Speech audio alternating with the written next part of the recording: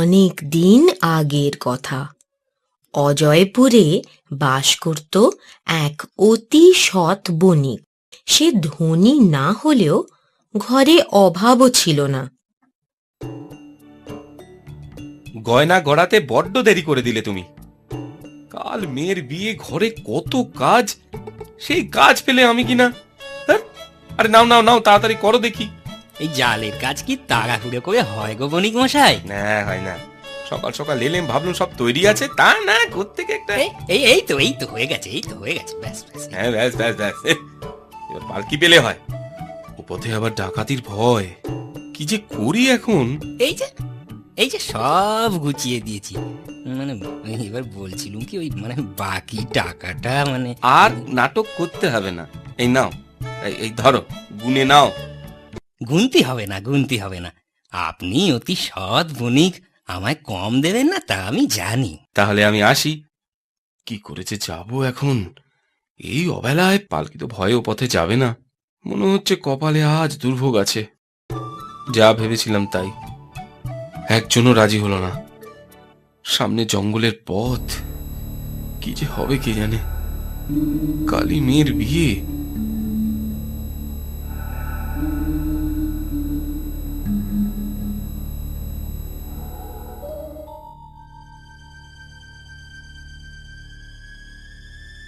সেই কখন গেছে, এখনো তো এলো না।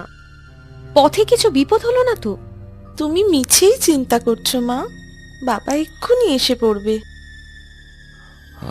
দিনের আলো ফুরিয়ে এলো বলে খুব তেষ্টাও পেয়েছে। ওই ওই তো একটা পুকুর ঘাট, একটু জল খেয়ে নি।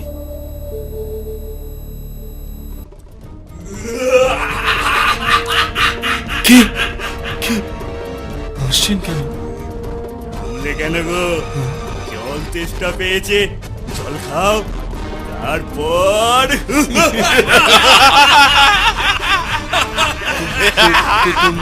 তোমরা তোমরা কে? তোমরা কারা? কেন গো, চোখে দেখে ঠাউর করতে পারছো না? আমরা ডাকাত, আর আমি হলাম ডাকাত পাঁচু সর্দার। পাঁচু সর্দার? এই নাম শুনে পিলে চমকে গেল। আছে কাছে দিয়ে দাও তাড়াতাড়ি। কিন্তু বাঁচতে যাও তো দাও শিগগির। কাল আমার মেয়ের বিয়ে, এই পোটলায় মেয়ের বিয়ের গয়না আছে। তোমাদের দিলে মেয়ের বিয়ে আটকে যাবে। আমায় দয়া করো সর্দার। গয়না মানে মানে সোনার গয়না? বাহ বাহ, আজ কপালটা বেশ ভালো রে। সর্দার, আর সময় নষ্ট কেন, না দেয় তো গলাটা নামিয়ে দি। না না না, আমায় মেরো না, এই গয়না নিও না, ছেড়ে দাও আমায়, দয়া করো, যেতে দাও আমায়, দয়া করো। দয়া? কি হাসছো কেন তোমরা? আরে দয়া না থাকলে কি ডাকাত হতাম রে? কি বলো রে?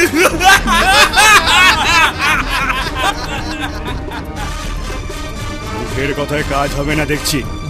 মরতে যখন চাইছিস, না না, বলে তুই মর তাহলে। আজকে কাজ হয়ে গেছে, এবার ডেরায় চল। আজ রাতে এই আনন্দে একটু ফুর্তি করা যাবে। চল চল চল চলো সর্দার, চল।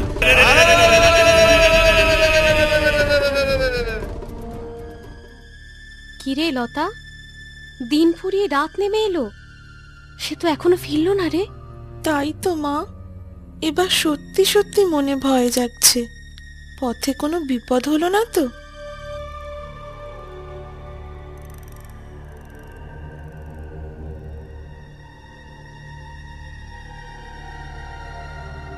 একটু সাহস আর একটু বুদ্ধি, ব্যাস। দিনে রাতে ডাকাতির পেশা, আর প্রতি রাতে সুরার নেশা। বেশ আছি কি বল? মেরে বলেছে সর্দার। আচ্ছা সর্দার, ওই ডাকাতির মাল বাটোয়ারা তো হলো না? তোর আর তর সইছে না দেখছি। আমি কি পালিয়ে যাচ্ছি নাকি রে? আরে ওর সব কিছুতেই বেশি তাড়া, দেখবে ভোলা মরবেও তাড়াতাড়ি। যা বলেছিস।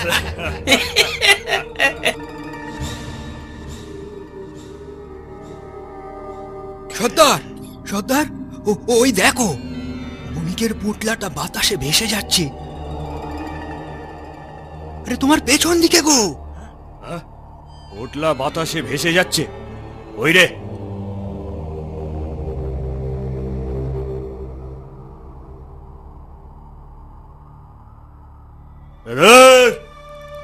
ভোলাটার মনে হয় খুব নেশা হয়ে গেছে রে, তাই ভুলভাল দেখছে আর ভুলভাল বকছে।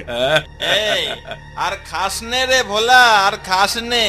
এরপর বলবি, সর্দার সর্দার, এই দেখো আমি কেমন আকাশে ভাসছি।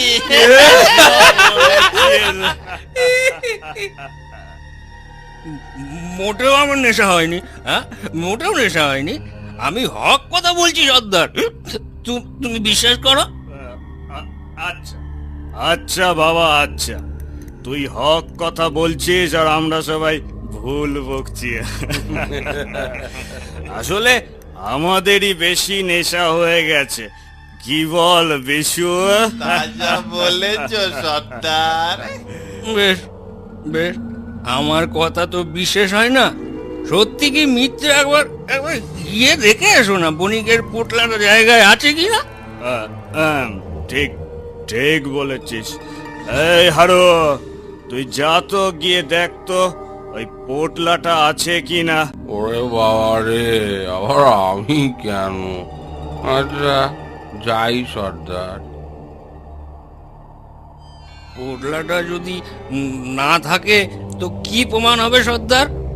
বাতাসে ভেসে হাওয়া হয়ে গেছে পোটলা? ধুর, তা কখনো হয় নাকি? আগে তো দেখুক, তারপর বিচার বিবেচনা করা যাবে। সর্বনাশ হয়েছে সর্দার, সর্বনাশ হয়ে গেছে। পোটলাটা নেই। হ্যাঁ?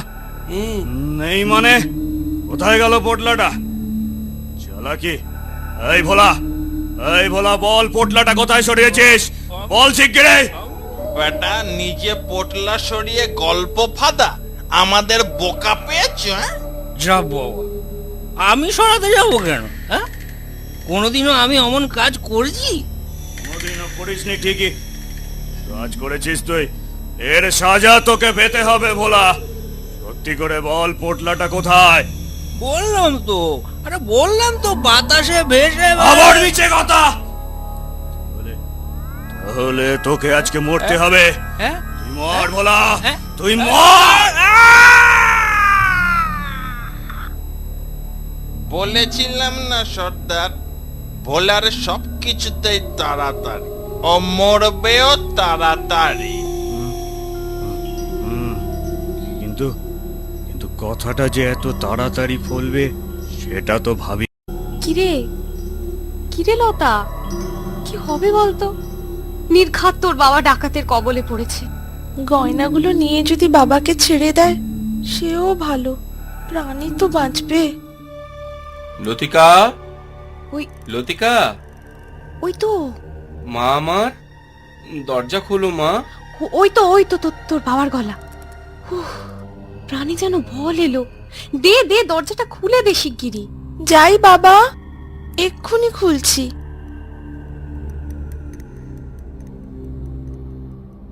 আচ্ছা আচ্ছা, এত দেরি করলে কেন বলো তো? দেরি কি আর সাধ করে করেছি গো, হয়ে গেল। আর কি করব বলো? নাও এই গয়নাগুলো ধরো। শোনো, হাত মুখ ধুয়ে কিছু খেয়ে নাও। না গো না, সে সময় নেই, অনেক কাজ বাকি আছে আমার। সে কি বাবা, এই রাতে তুমি কোথায় যাবে? এখন আমি অত কথা বলতে পারবো না মা, পরে তোরা সবই বুঝতে পারবি। চিন্তা করিস না, কাল রাতে তোর বিয়ের সময় আমি তোর পাশেই থাকবো। মেয়ের বিয়ে বলে কথা, কর্তব্য পালন তো করতেই হবে। কি যে হেয়ালি করছো না বাবা, মাথা মুন্ডু আমি কিচ্ছু বুঝতে পারছি না। উফ, আমি আসি, বুঝলে? দেখা হবে, মানে পরে তোমার সব খুলে বলবো।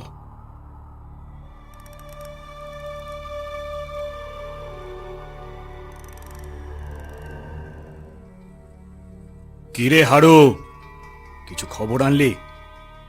কিছুই তো বুঝতে পারছি না সর্দার। ওই বণিকের বাড়ির কাছে ঘুরে এলাম, সেখানে তো শোক তাপের চিহ্নই দেখতে পেলাম না, বরঞ্চ ধুমধাম করে বিয়ের তোড়জোড় চলছে। হ্যাঁ, সে কি রে? তা বর কি এ পথেই যাবে বিয়ে করতে? হ্যাঁ সর্দার। সর্দার, যাবার পথে সব কেড়ে নিলে হয় না? না না, তা হয় না রে, বোকা কোথাকার। ফেরার পথে যখন বউ নিয়ে বাড়ি ফিরবে, সেই সময় সব লুট করতে হবে, তবে না সোনা গয়না টাকা পয়সা সব সব পাওয়া যাবে। সেই ভালো সর্দার, আজ বরং আমি রামদা আর বল্লমগুলোকে শান দিয়ে রাখি। দুটো মানুষের রক্ত খেয়েছে অস্তরগুলো, না হলে মরচে ধরে যাবে যে। না না না না না না না। বুঝলি বিশে, অস্তরগুলো সব ধার দিয়ে রাখ, কাল কাজে লাগবে। সে আর বলতে হবে না সর্দার, কাল দেখো এক কোপে কটাকে কাত করি। অতিথিরা খেয়ে দিয়ে খুব সুখ্যাতি করছিল জানো। বিয়েটা তাহলে ভালোই ভালোই মিটলো, কি বলো? হ্যাঁ, কিন্তু এখনো মেয়ে বিদে বাকি। জঙ্গলের পথটা ভালোয় ভালোয় পার করে দিতে পারলে তবেই আমার কর্তব্য শেষ। আচ্ছা আচ্ছা, তুমি বললে না তো সেই রাতে হঠাৎ কোথায় চলে গিয়েছিলে? আজ সারা দুপুরও তো ঘরে ছিলে না। শোনো শোনো, তোমার সব ঘটনা খুলে বলি। এখন আর কোনো কিছু লুকিয়ে লাভ নেই, যা হবার তা তো হয়েই গেছে। কি হয়েছে গো? আমি তো কিছুই বুঝতে পারছি না। শোনো শোনো তাহলে। সর্দার, অস্তরগুলোতে ধার দেওয়া হয়ে গেছে, দেখো কেমন চমকাচ্ছে, দেখো। ওই দেখি দেখি, বাবা বেশ বেশ। যা যা যা, এবার তুই অস্তরগুলোকে কালী মায়ের পায়ের কাছে রেখে আয়, মা দেখে সন্তুষ্ট হবেন। যা যা যা। এই রাতটা আরাম করে ঘুমিয়ে নাও সর্দার, কাল আবার বড় দাহ মারতে হবে। ঠিক বলেছিস, আজ একটু শান্তিতে ঘুমোবো।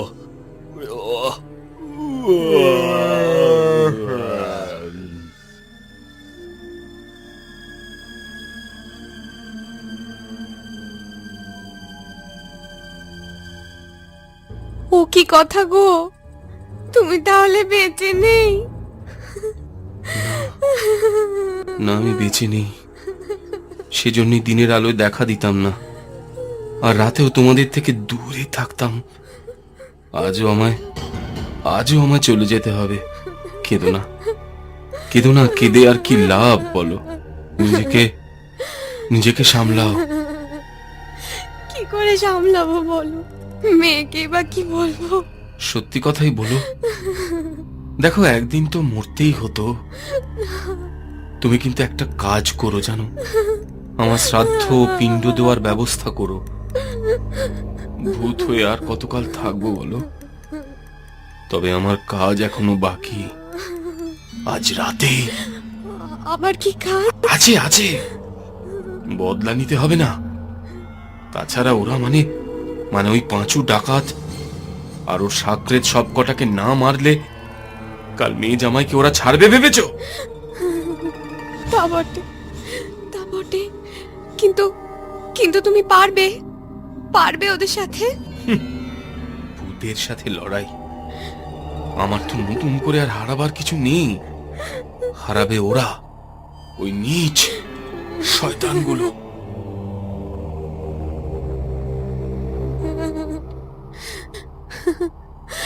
চলে গেলে আর কি দেখা পাবো না? ঠাকুর, শেষমেশ আমার কপালে এই লেখা ছিল।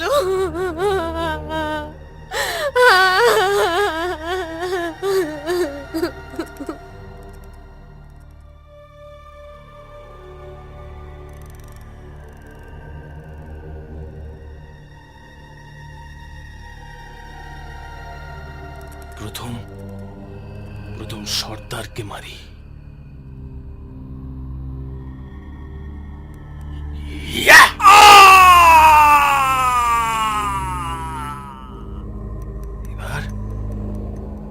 এবার তুই। এবার এবার হারু। এই দেখ, এই দেখ।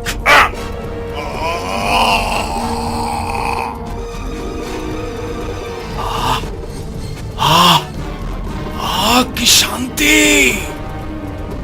কি শান্তি। এবার এবার আমার পরম শান্তি, চির শান্তি।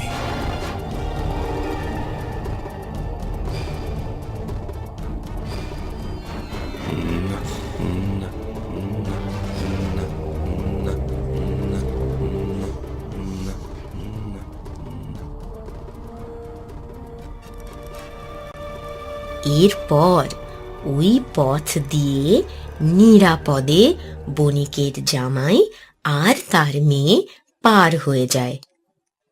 গ্রামের আর সব মানুষও রেহাই পায় ওই নিষ্ঠুর ডাকাতদের হাত থেকে। জঙ্গলের পথেও শান্তি বজায় থাকে।